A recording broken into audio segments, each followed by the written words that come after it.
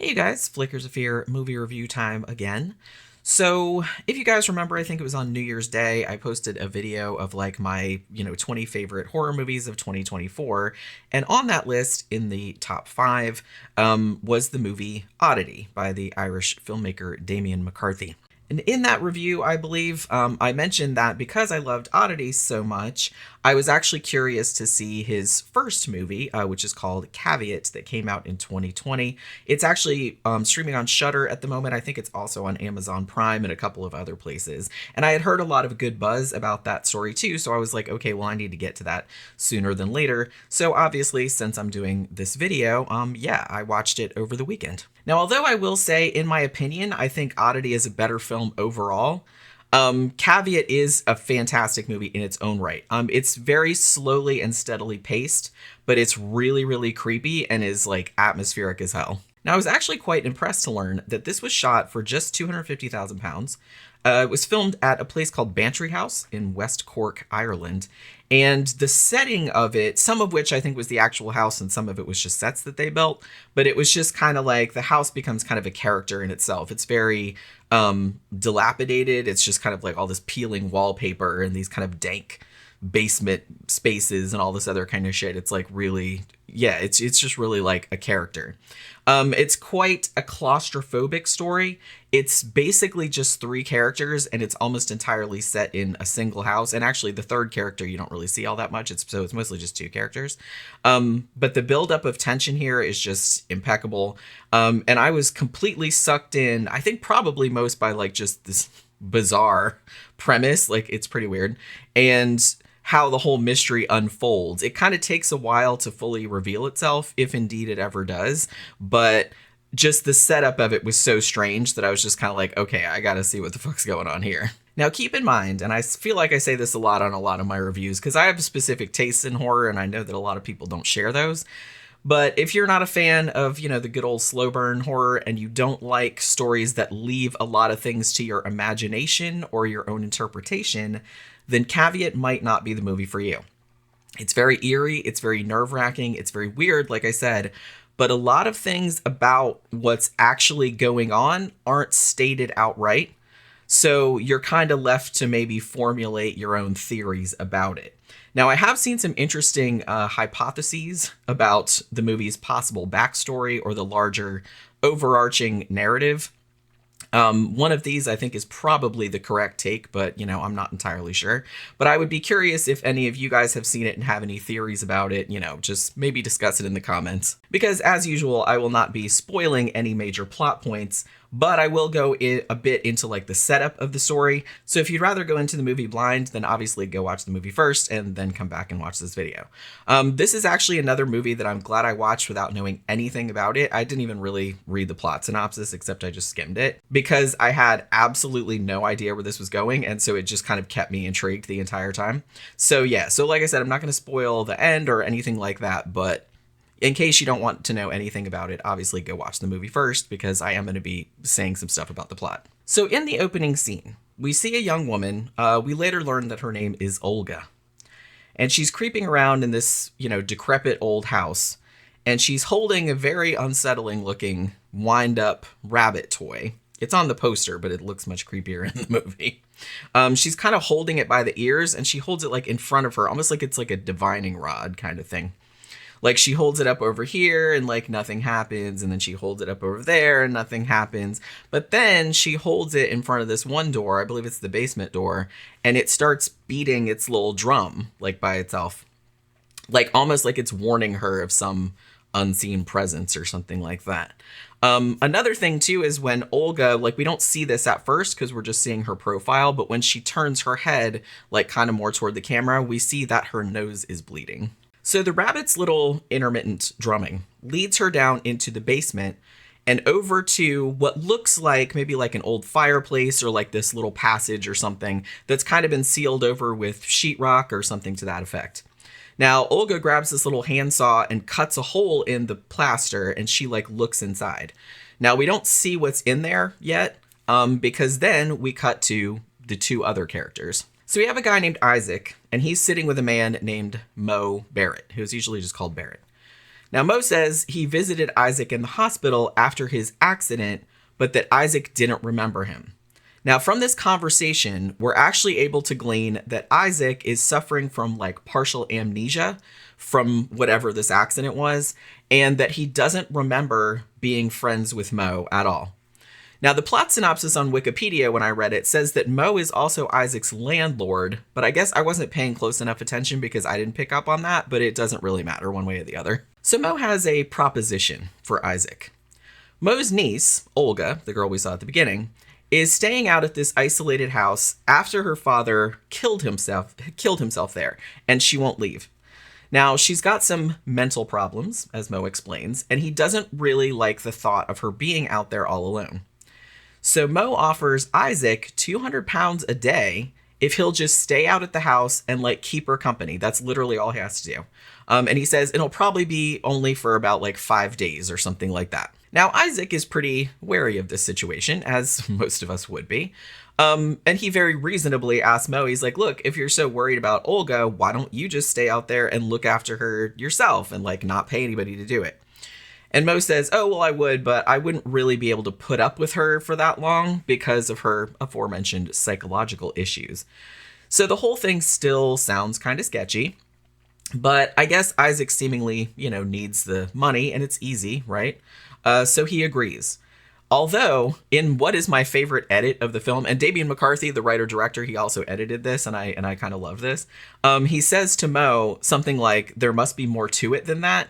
And then there's a hard cut, like to the title card, which says caveat on it, which I thought was like super funny. Now, just as Isaac and the audience suspected, there is a bit more to this job offer than Mo initially stated. Reminded me a little bit of Burnt Offerings, where it's like, hey, here's this big cool house for $900 for a whole entire month.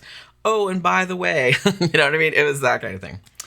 So for one thing, Mo failed to mention that this house is by itself on this tiny island in the middle of this big, huge lake and is only accessible by boat. Now, this puts Isaac on his guard right away because he can't swim. And he's like, what if I have to leave? I can't get out of here. Now, Mo tries to reassure him, oh, there's a boat, it'll be fine. But Isaac is kind of not having it. And then when they get to the actual house, the uneasiness increases quite a bit. Mo produces this leather vest / harness thing.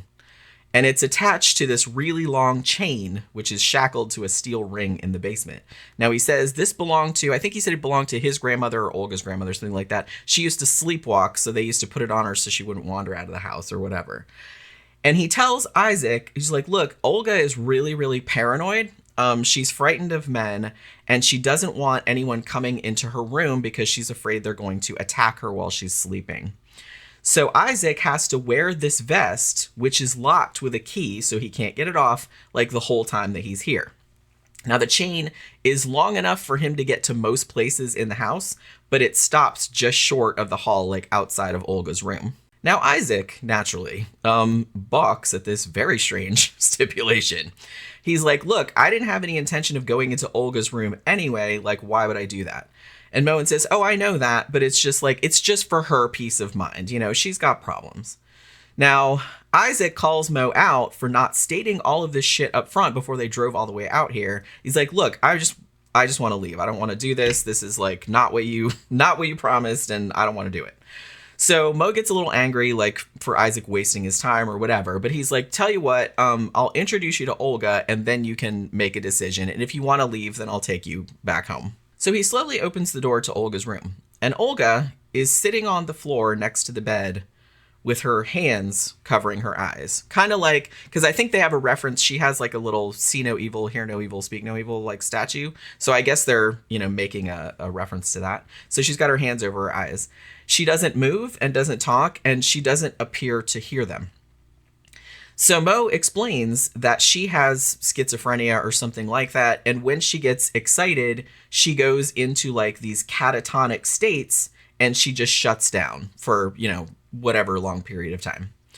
And then Mo, kind of callously, I thought, demonstrates like how out of it she is by putting a lampshade on her head, and she like doesn't react at all. Now, Isaac, when he sees Olga and sees the state that she's in, he clearly feels bad for her. Like, he's kind of set up as like a pretty, like a compassionate person, like a little bit. So he feels bad, like he feels pity. So he's like, okay, fine. This is like really weird, but I guess I'll do it. And he says he'll wear the vest. So Mo locks him into it and leaves him at the house, and he rows back to the mainland on the only boat. Now, from the beginning in this house, things seem a little bit off. I mean, aside from the catatonic girl and the leather vest with the chain, you know what I mean? Which is a little bit weird in itself, but even weirder shit happens. Isaac actually finds a dog chained in the backyard. I was worried, but the dog is fine. So don't freak out, because I thought as soon as I saw the dog, I was like, oh no, but the dog's fine. It's fine. And the dog, like the chain that he has on, like he can sit like in the back. He can't go outside, but he can sit in the backyard and like look out at the backyard, because it does go that far. So he's looking at this dog, and this dog is like looking very intensely like back at him, as though there's something behind him. You know what I mean? Like the lights flicker off back there, which he actually doesn't notice at first. And then something picks up the chain, that's attached. The chain is actually attached to the back of the vest, and yanks on it. And it kind of causes him to like stumble backward because he's sitting in a chair. But when he looks behind him, nobody is there. There is also the small matter of this creepy ass painting in the room that he's sleeping in, that it falls off the wall. And it's so creepy that he turns it around, but then like when he's not looking, like it turns itself back around again and like keeps falling down and stuff. And then like the face of the girl in the painting seems to change too. And when Isaac kind of leans close to it to, turn it around or whatever, he can hear like whispering voices coming out of it. Isaac also discovers the weird rabbit toy from the beginning and becomes intensely freaked out by the fact that it drums by itself, at the same time that he senses some invisible presence like coming up behind him. Now, when Olga wakes up from her catatonia, she comes into the living room or whatever it is to talk to Isaac, and she's carrying a crossbow. She doesn't seem threatening exactly, but she doesn't really seem not threatening either. You know what I mean? So Isaac is kind of uncomfortable with this whole situation, obviously. And he asks about her father's suicide, because remember, she's been at the house since her father killed himself there.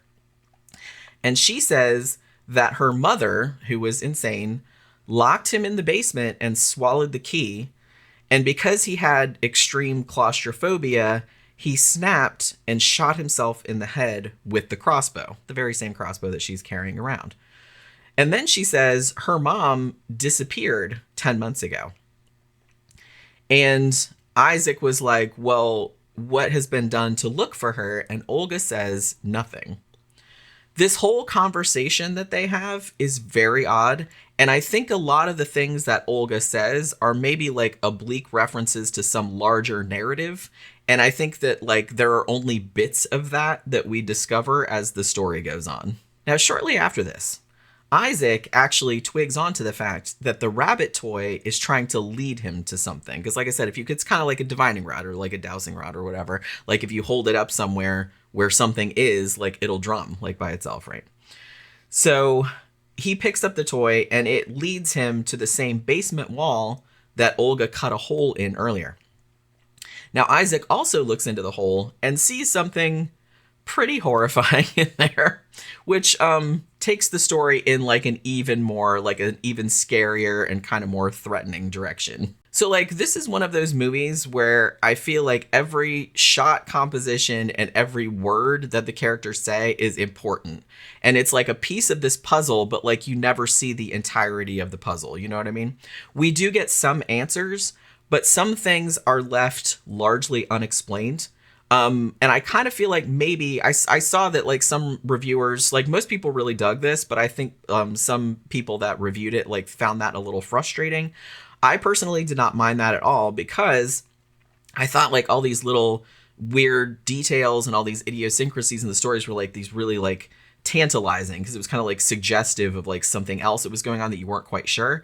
And so it led to some kind of like intense speculation about like what the meaning of all of it was. So I can see why so much discussion like sprung up about this movie online. There's like huge things about it on Reddit and stuff like that. It really kind of like presents itself as a mystery for people to kind of ponder on and speculate about and try and figure out what exactly is happening.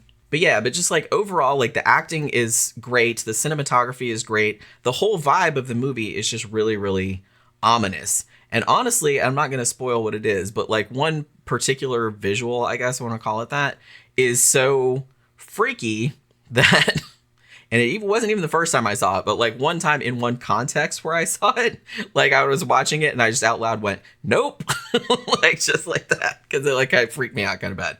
So yeah, and the rabbit is also creepy as shit, and probably even more so because it's never really explained where the rabbit came from or why it does what it does. I do have my theories about that, but I kind of liked that it wasn't really explained. It was just kind of there and it does this, you know what I mean? So I kind of feel like this is another just fantastic example of the fact that you don't need a big budget or a bunch of bells and whistles to make a spooky, good horror movie.